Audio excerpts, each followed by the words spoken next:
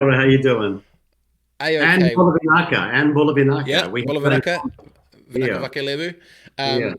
It's funny, we were just talking before, but yeah, growing up in Fiji, I used to, when I was real young, I think 5 or 6, I used to be able to speak Fijian and Indian both, and I could understand pretty much all of it. And then the second I came back to New Zealand, it went so fast. But it's like when you're fully immersed in a culture, obviously, you've spent a bunch of time in Fiji and the islands, man, it's Mm. no better way to learn than just flip and go straight in the deep end of gnarly and just get amongst it, eh? Oh, especially if you grow up in that. I mean, Yeah.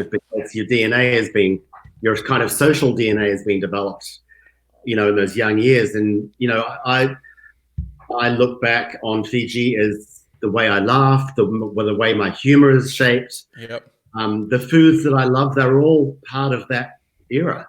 Yeah. I remember when I was 6, I did a carver session with Rambuka and his boys.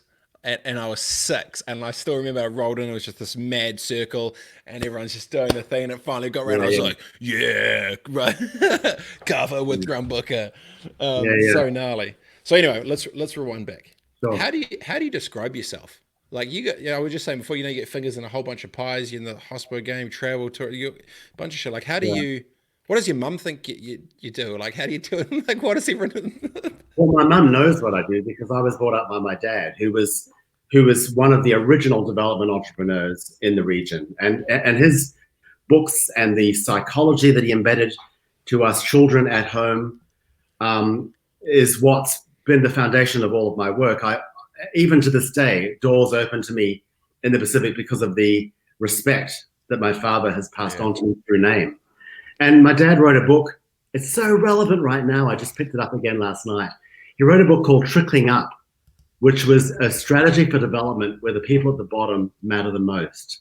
And when Nice. we're looking at this moment and we're looking at economies collapse and they're built on a top heavy capitalism model that really don't look after everybody.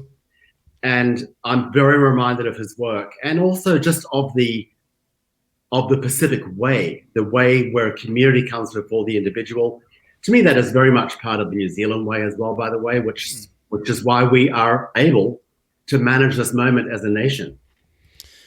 Yeah, the cultural DNA with the people, the islands is really it's different. It's so interwoven into the way of they call it, the tourists will say, Fiji time, but when Mm. you're there it's just different.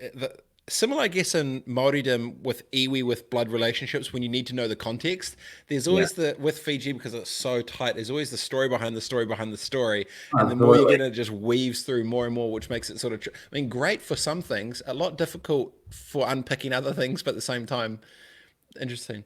Well, What do you you have to learn patience, yes. and that applies to Talanoa, which is people talking. In that, if you are impatient and want a result right away, you lose the treasure. The treasure is in the process, and it's in the being with the people who are communicating, and this is where knowledge and wisdom sit.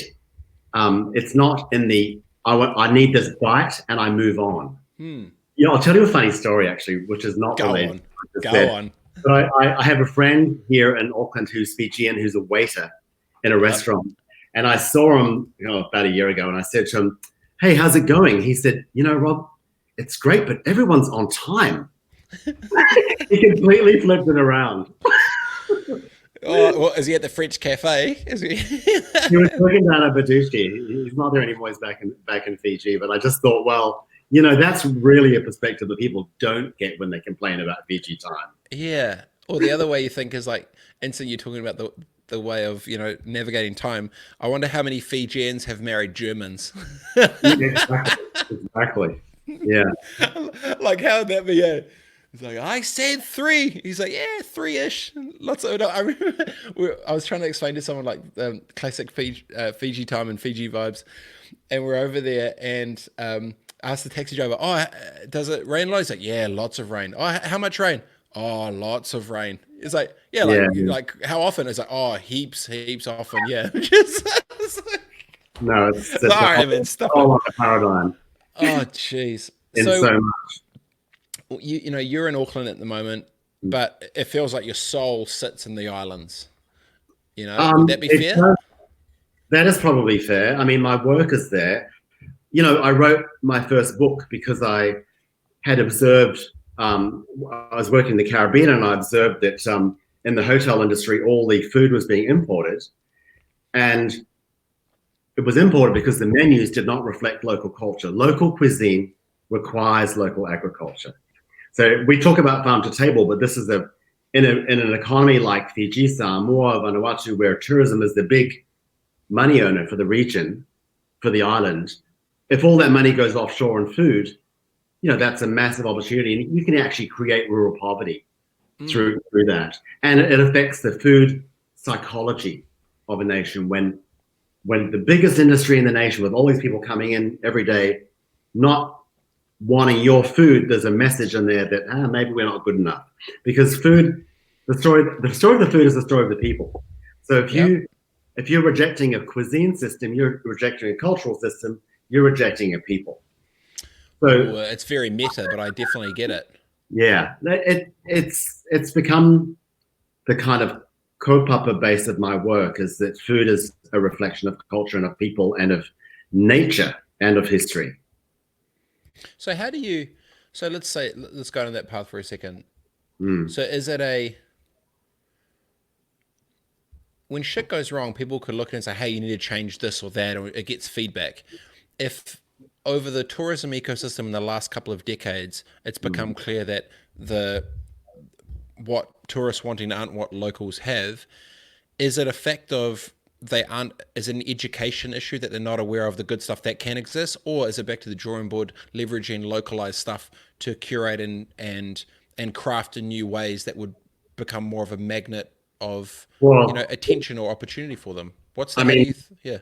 You said the right word when you said ecosystem, because you've got to go to awareness, upskilling local people, and then remember that colonization has had a massive effect in the Pacific, not just on the pragmatic sense, but colonization is fundamentally a system where a lot of people come in and say our way is better than yours, and culture is displaced often. And this happened with food like it happens with everything else. So there's a lot to roll back on a psychological, cultural, almost spiritual kind of a way. But I've seen through my work that actually when that spark gets lit, it happens very quickly. Yeah, I never thought of food so meta. Yeah. I'm so this is how I'm so bad at cooking. I have a palate that I just for years I just had like toast and noodles and shit, and I try, but my brain can't see.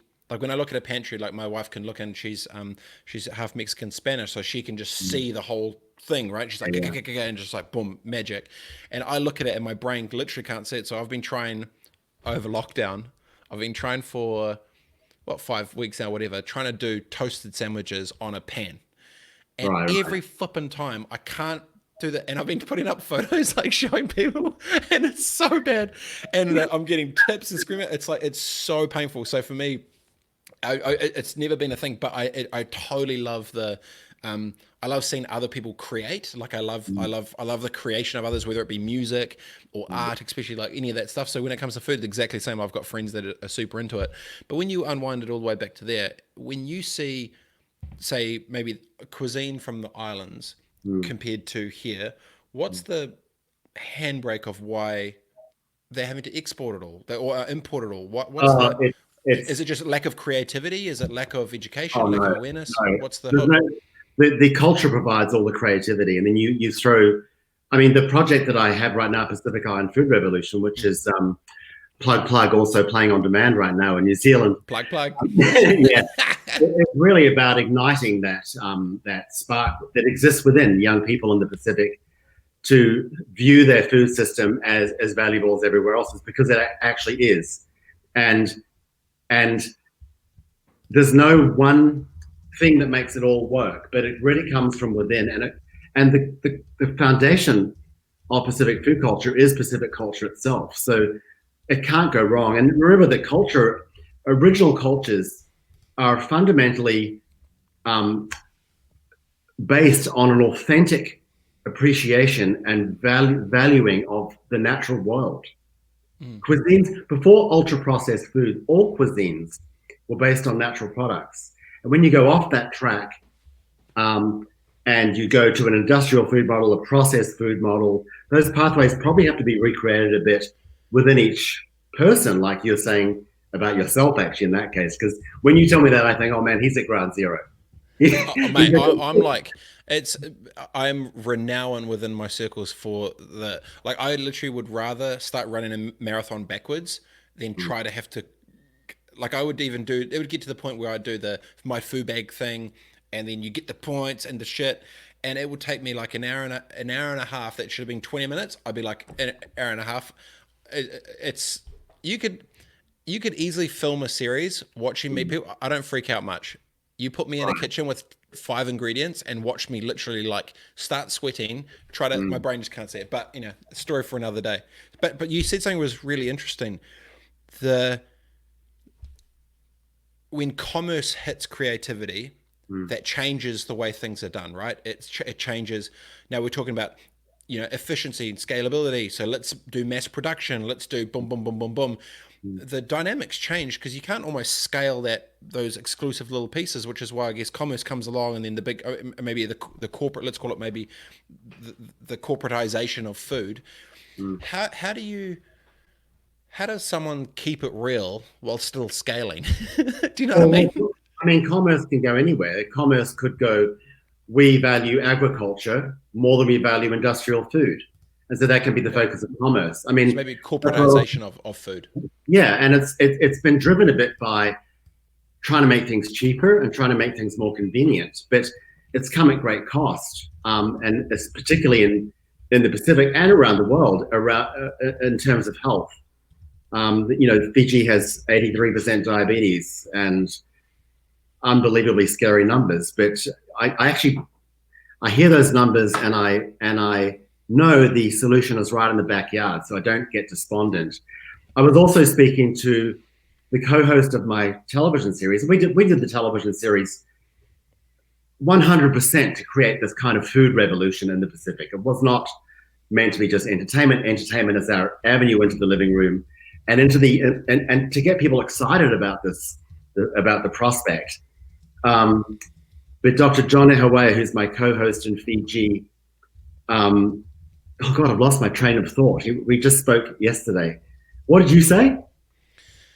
Mate, I just go into stream of consciousness. I forget all my shit. No, I was talking about the corporatization of food with how it becomes, how pressure comes in of like, you know, they almost try, it feels like it takes the soul or the goodness or the love when things go too mass, you know, like it's not the, you know, the Taco Bell seasoning in America is not the same as grandma's pozole or whatever it is, you know, like it just feels like it must be a bit tough.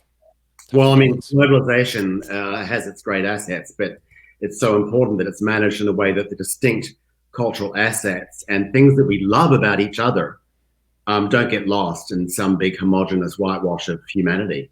You know? What do you think like the biggest issue with New Zealand's food ecosystem is right now?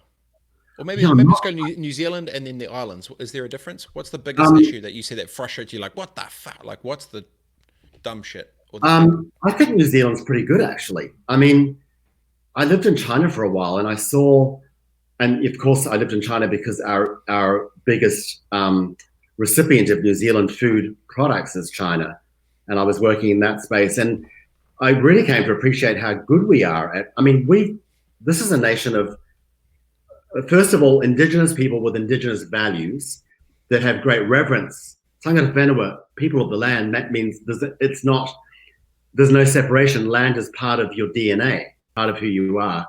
And then when the European settlers came, they were farming. And farmers at that time also had that same reverence with the land. Of course, I'm not excusing the shocking land snatches that happened everywhere. What I'm talking about is the relationship with land. And so that's left us in a good position globally, and potentially through this moment that we have right now to really be an independent nation food-wise and not reliant on imports at all, and move our preferences back to the soil. So that's New Zealand. I feel very, very confident about New Zealand in this moment in terms of food systems supporting New Zealanders. And Maori business has often been at the forefront of this, with managing, Mm. with the quota system and management of resource and reverence of resource that has Yeah. trickled into the rest of New Zealand. And the Pacific can be exactly the same. The big thing that has to be altered is the tourism menus, which is where I began. And that's when that happens, the region will be prosperous in a rural, the rural community will be prosperous because that's the farmers, Mm. and kind of the more hospitality focused, you know, parts of the economy will do well as well. So that listen, this moment, it's shown how frail the economic system, based on everything Going happening away. at Yeah. the top, 2 months and everyone's in complete disarray. If you look at Yeah. the, you look at a marae or a Fijian village, society was built to be resilient and last. This would not even bother them Yeah. in Yeah. any way at all. So it's worth reflecting that the knowledge from the past, as my friend Kath Coa-Dunsford says, the knowledge from the past is the blueprint for the future, or I would say the recipe for the future. You're definitely right about that. The moment that we're having, and I always think about this idea of moment to movement. Like things happen, Mm, but how do you take, so at the moment there's a big groundswell of emotion of like, let's change how things were done and let's reset mm, and let's reframe the conversation, blah blah, blah. Like, but there's going to be this pressure of how it was.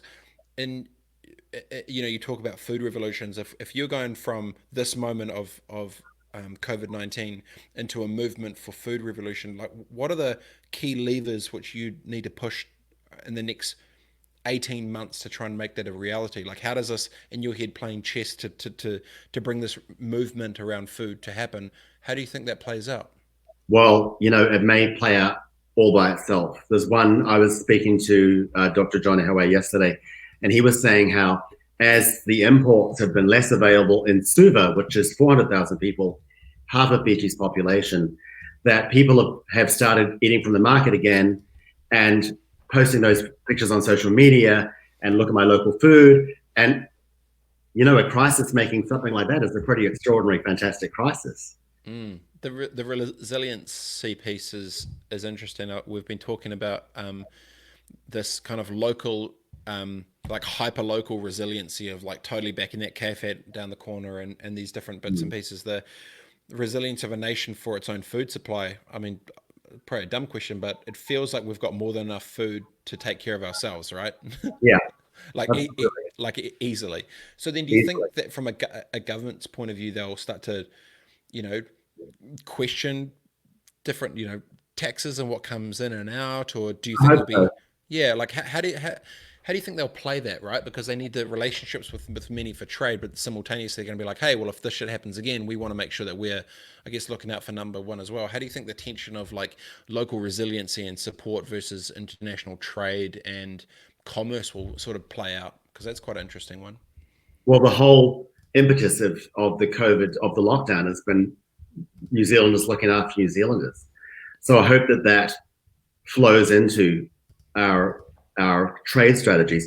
I actually think New Zealand's already in a good position. We already look after ourselves quite well Mm. with food. And you could debate the minutiae, but we have fantastic food here. We have fantastic food. We know where it's from and we trust where it's from.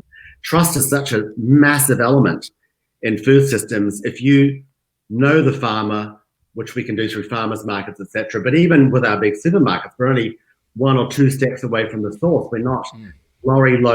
lorries of out of season products coming from to the shelf in New York. I mean, we don't have big cities, so we're not disconnected from the backyard in such a way to the extreme that the big cities are. So I, I feel that we are probably in the best country in the world right now. I really genuinely mean that. Yep. I think there'll And be a few billion people who probably agree. yeah, that's right.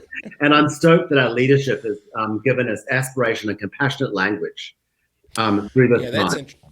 that's really good wording. That's Mm. aspirations. Yeah, because it very much has been a a clear, concise, confident, consistent, just empathetic tone of like clarity. It's been very. And tough love, bit of Mm. tough love.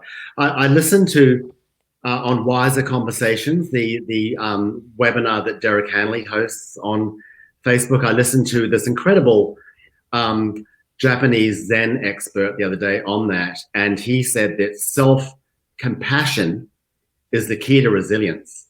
And I feel that our government's asking us to become who we already are.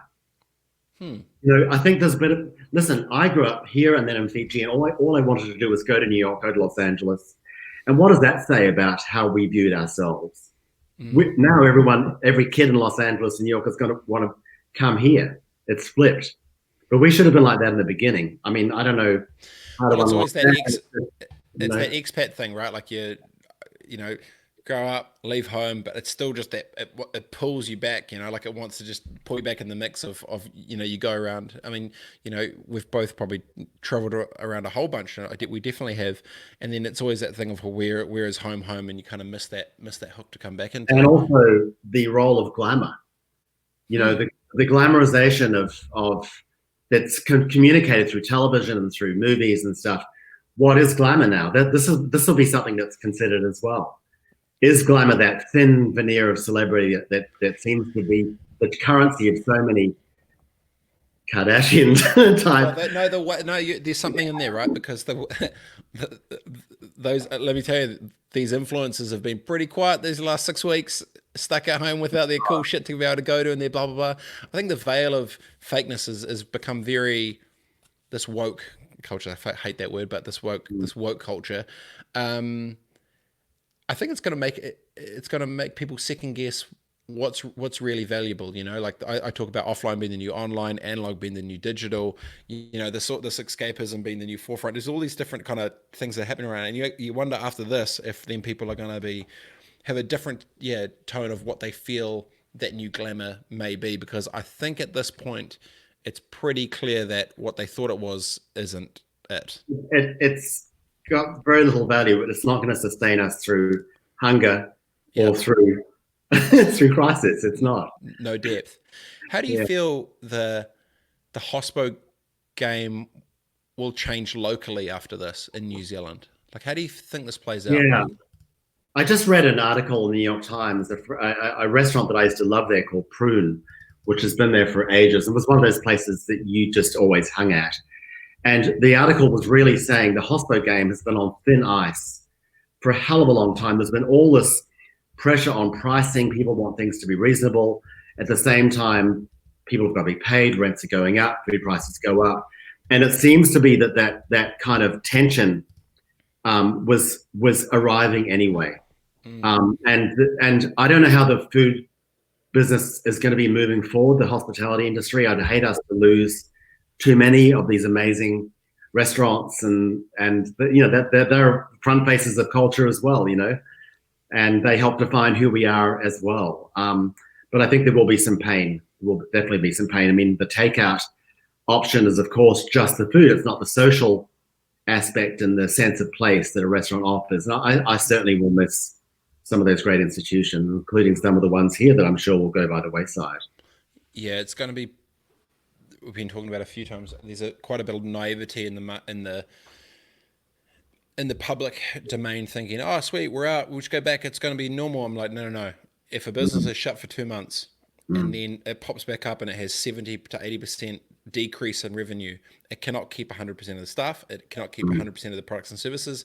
There is a big, very high chance that a majority of things that you knew that were small will not be there in the next 3 to 6 months, just purely because they can't roll out. And that's kind of a scary, sad thought. So, you know, it's going to be this crazy yo-yo ride of, holy shit, we're going into lockdown. Yeah, we're coming back out. Holy shit, we need redundancies and restructures and potential liquidations and whatever. So this thing is not a door close, your stuff, door open. Yeah. Absolutely not. We're in this thing. So I've just been trying to, you know, reiterate to quite a few people, it's just, you know, this shit's going to be a marathon and it's going to be ugly, but we're in a way better position than a lot of other places around the world right now. And that's, we're in the best place.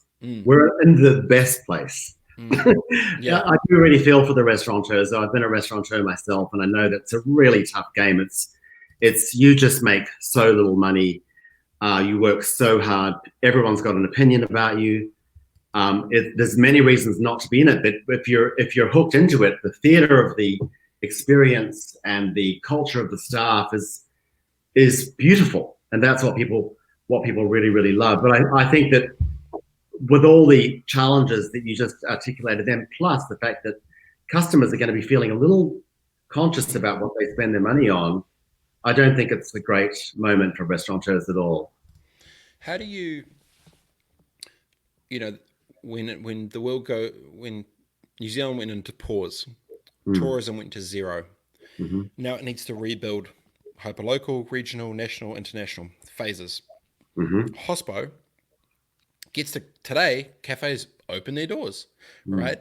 What kind of strategies or things would be going on in your head if you're a cafe owner in New Zealand right now, of either how to Yeah. engage with customers who you had previously, how to create depth of engagement and deeper relationships, specials, whatever. Like what would if you owned a cafe in New Zealand right now and you came from 4 to 3, what would you do to help try and survive this next 12 months? I just don't know, to be honest. I'd be personally very challenged in this moment. Well, something I do hope for. I've seen that there's talk of the Trans-Tasman bubble, which Mm. means that Australia and New Zealand will be tourism bodies within each other's countries, and that would be tremendous, obviously, for all restaurant culture. So I'd be getting behind those and advocating and all that stuff around that. But I really hope the Pacific Islands, Fiji, Vanuatu, Samoa, Cook Islands, Tonga, Niue, get included in that discussion sooner rather than later. And it's going to be about managing the borders because, of course, we can't control who comes into their countries, but we can say, if it's managed well and someone's there 14 days or something and is totally fine, then comes here.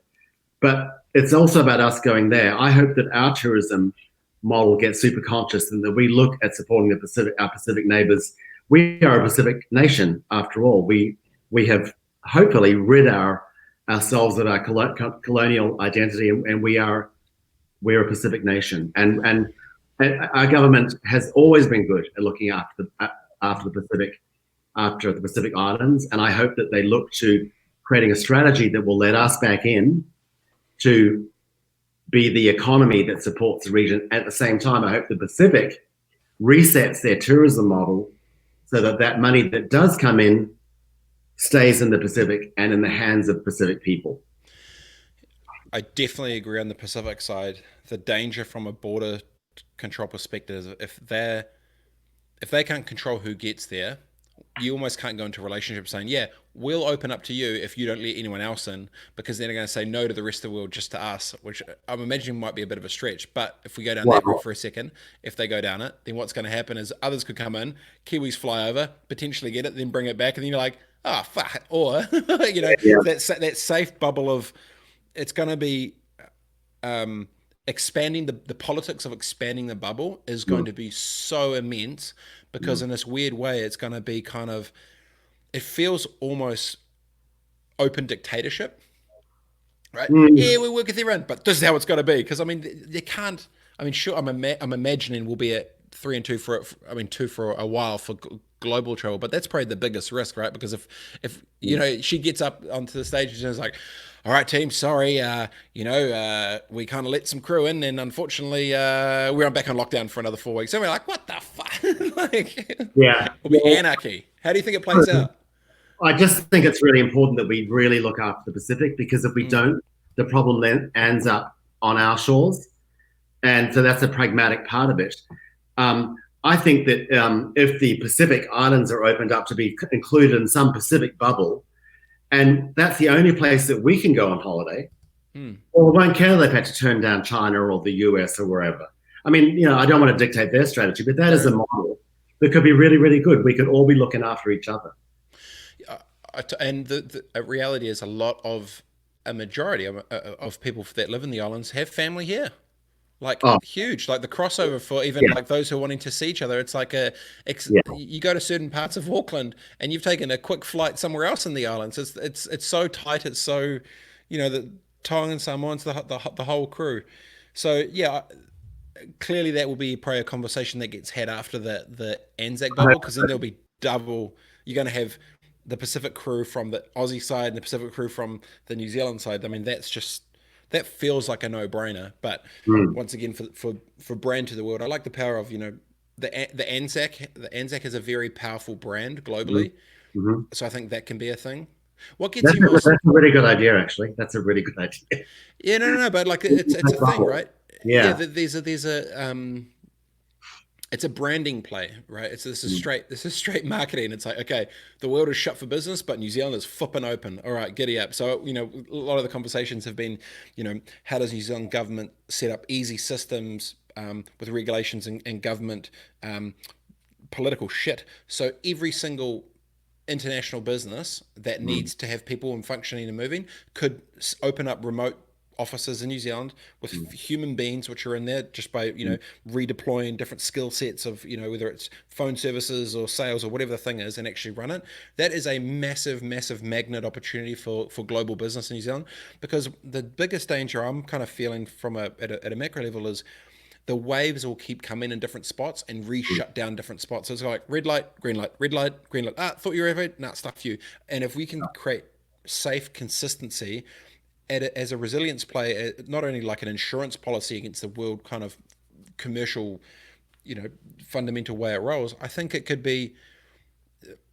It's a shit way to start an opportunity. But if we're Mm. really smart about it and ridiculously stringent around the safe brand of New Zealand for business and Yeah. people, Yeah. man, we could see a wave and wave and wave of thousands and thousands of businesses from all over the world trying to just come down here to operate. Because Yeah. Yeah. I'm not saying we should win by default. I'm saying if we're really smart, we could be a great pop-up stop as a nation for other people Mm. to be able to come and enjoy Pop-up and have nation, a I like that. pop. I Yeah, I mean, mean, so much innovation and creativity does come out of crisis. mm, So we'd be foolish to be overwhelmed by the fear, because actually, look at our numbers. There's so few. We've managed it really well. We can be that. We can be that kind of model, that global model for how to manage a pandemic. yep. And that can apply to many other forms of crisis. First of Mm, all, come together as a nation. I mean, look at the nations that cannot do that. it's yep. The I've asked a lot of people this, and I'll quickly tell you the Treaty of Waitangi brought together culture and community, right? That was a moment. But since that time, um, you know, in the 1800s, it's been 100 plus years, and they still haven't had a moment where culture and community and commerce have met together for something as a unity of purpose. And weirdly enough, this has been that moment because it's affected all culture, community, and commerce in one hit.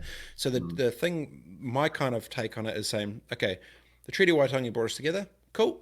Now with COVID, where are we going? Where's the new North Star? What does the new New Zealand look like? That's a really why it's really important. I'm keep dribbling it down. I'm like, okay, so what are we going to do?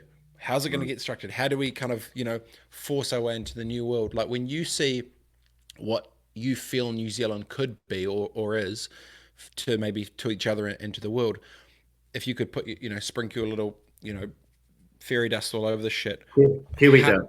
yeah, the kiwi dust, what would a braver, better New Zealand look like in your eyes?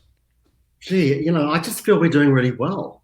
Yeah. I really do. I wouldn't. I really do. And this is from me, who's lived all over the world and lived most of my adult life in New York City.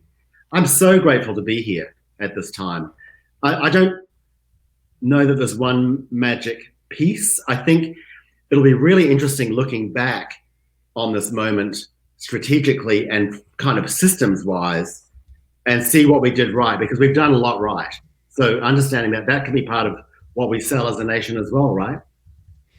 How to do Yep. this without becoming a dictatorship.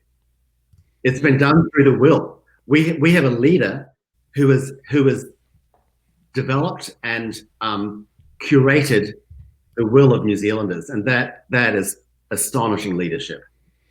And it's been very clear it's led with love, not fear. Humanity You know. first. I've felt so much compassion in the press briefings, in the Facebook lives at night. I mean, it's been unbelievable. My American friends are furious because I send everything onto them. Of course, they're having a very different experience at the moment. We so few people really genuinely trust their governments, and we do, and often trust is put upon people, like the kind of dictator, quote unquote, a communist. I don't like putting down communists because I've seen the assets of the system as well from living in China, but they fundamentally work around population management, which we've done because we want to. That's very different from being told to do something. The Netflix doco about Jacinta in 20 or 30 years, if we get through this, is going to be quite interesting. And also how the Netflix doco with, look, there are going to be two docos. One will be what New Zealand did, and one will be what a lot of the other places did not do. It's. I would say it's in about a year, not 20 or 30 years. Maybe in a couple of weeks. Jeez. What's your biggest fear for this? Maybe one for New Zealand, one for the islands, and one for New Zealand. What's your biggest fear for the next phase? The moment is not understood, and that the moment is not fully opportunityized, or whatever you'd call it. That is my fear. That there's such a scramble to get back to normal that there's not an assessment done of what normal was and what normal should be. And that goes across everything. About it goes into behaviors and systems and the ability to appreciate, for example. So that's my only fear through this, actually. I mean, I think that economic stuff is going to come to us and we'll manage it, because New Zealand as a country is potentially able to be very independent. And the idea of independence should be reversionized, not just to be around money, but can you sustain your people culturally, food-wise? Can you sustain your people? Can politics be loving? And I actually think that we're in a really good position for that conversation to be had. It's an interesting point. Can politics be loving? You kind of, when you think about it, it comes legacy, right? Like legacies have been made with business and leadership and whatever. When you think about your journey, how do you fast forward 100 years and kids and family and whānau all checking your digital footprint of what you did and how you did it? When you look at the Facebook timeline in 200 years from now, what do you feel that you'd like your legacy to be? I think my legacy would be in the Pacific. I mean, I've been really blessed that what I love to do has a good effect on communities that I love. That's in terms of my personal legacy within myself. That's already part of my essence and part of why I love my life. But I'd like to look back on the Pacific and see a tourism model that looks after Pacific people, and that, by the way, it's through food, and that same food sustains Pacific people physically and culturally, nutritionally. Good nutrition is an output of a genuine appreciation of nature. So I'd like to see that fully understood. That's what I'd like to see through my work. Yeah, it's pretty ambitious. It's good. Oh, you watch this space, baby. So I've got a really fantastic team, and we're highly mobilized. There you go. You're virtual. You're in the cloud. That's right. From cloud to dish, not plate to dish. Before we go, you've been able to travel the world and do a bunch of stuff. Where is the absolute greatest steak you've ever had in your entire life? I barely eat meat, first of all. Shit. Okay. But I will say that the greatest steak that I probably ever had, I lived in Miami for 4 years. Oh, okay. To Smith & Wollensky, which is a New York steakhouse. And it was down on the waterfront where the cruise ships went out. This is like obviously a moment that will be very reflective in history, because steak and cruise ships may become a bigger commodity than they are now, or something that just seems a bit something of the past. Anyway, that was my favorite place to have a steak. So the steak was good, but the cruise ship view was fantastic. The single best beef I've ever had It's probably from New Zealand. I love the Wakanui beef here, and they grass feed and then grain feed for the last little bit, so it's got all the assets of the protein composition with nature written into it. Solid. Sorry, I didn't give you a real simple No, answer. no. It's not good. Going to Miami, look at the steak and the cruise ships. And if you had 15 minutes with a gun to your head, what's the dopest meal you could pull together from scratch to think 15 minutes and they're like, go. Yeah. And on top of that, and you got 15 minutes and one of those, the Michelin star people were going to come and potentially judge it. So you could get fancy if you want, but you got 15 minutes. You could, and I'll say you could, budget wasn't an option. You can pre-prep as much as you want, but you got 15 minutes. Okay, first of all, I don't give a shit about the Michelin star people. Okay, I don't know. I just know it's a thing. You get the stamp thing. Okay. That's how I've been eating at home. Yesterday, okay. I made a kale and white bean and leek and rosemary and garlic soup. I was on the fly between Zoom calls. I had to eat. I got this beautiful bread from Fort Greene Bakery delivered. As soon as they became an essential service, I was on the phone to them. And that was, to me, that was a fantastic meal because I felt nourished and it was quick and I was back at it again. So you weren't going to say you'd try and wait at midnight at the drive-through line at Macca's or KFC? It's not me at all. Although tomorrow I am going to Fish Smith in Herne Bay. There you go. The best fish and chips in the world. Yep. Is that right next to the elbow room? Yes. It's fantastic. I know the spot. It's a good spot. Yeah. It's a really good spot. Might see it there, huh? Mate, this has been a mega chat. Reg, we could finally connect up and talk shop, talk culture, talk food. I've never thought about food so meta. You're very, and actually, we should film, like just you watching me try to cook, like give me a grip and just watch it turn to shit. Like I can't explain how bad it is. I'll start sending you some photos of my toasted sandwiches. When you went to noodles with me, I was like, man, we've really got the basics here. Oh, bro, like, dude, I used to be so bad that I'd do 8 toasts. I'd do 2 Vegemite, 2 peanut butter jam, 1 honey, and then go back to the Vegemite to then finish up. And that's, I thought, was variety. Dude, I'm not joking. You look great. You look healthy. How did you do that? I'll tell you, this is a true story. So before I met my wife, or now wife, my buddy goes to me, find someone that loves to cook as much as you love to eat, and you will be fine. That's it. We don't all have to love to cook, by the way. Yeah, true. Well, anyway, you watch me one day, and I just, there's reaction videos. Maybe I'll just film myself, send it to you, and just film you reactions. Just like, the fuck? Can't not to cook. Can't not to cook. We'll play some side by side on my team. I love that. Mega. Love your work, brother. I'll talk to you soon. Appreciate it. Great to see you. Thanks so much. Later, bro. Peace. Okay, bye now. What a G. Robert Oliver, such a boss, chef of the people, caring about the cruise, caring about the islands. A few good ideas in there. Anzac bubble, interesting. Hospo making the bounce back, and what you could do in 15 minutes to make the mega feed. I would just do toast. Enjoy that, A team. I'll see you soon. Peace.